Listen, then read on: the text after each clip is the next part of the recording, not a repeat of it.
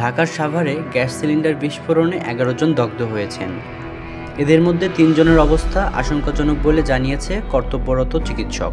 গত শুক্রবার রাত ৯:৩০টার দিকে আশুলিয়ার গোমাইল এলাকায় আমজাদ ব্যাপারীর বাড়িতে এ দুর্ঘটনা ঘটে। জানা যায় দগ্ধদের মধ্যে ৪ জনই ছিল শিশু।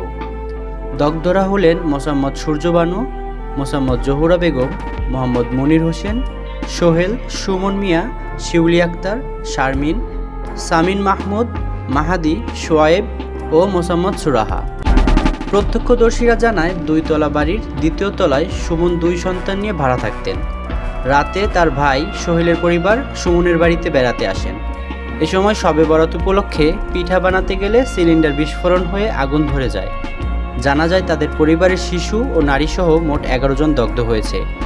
এদিকে নারী ও শিশু হাসপাতালের ডিউটিরত ম্যানেজার গণমাধ্যমকে বলেন, আমাদের হাসপাতালে নারী ও শিশুসহ ১১ জন দগ্ধ রোগীকে রাত ১০:৩০টার দিকে নিয়ে আসেন। দগ্ধদের ঢাকা মেডিকেল বার্ন ইউনিটে পাঠানো হয়েছে।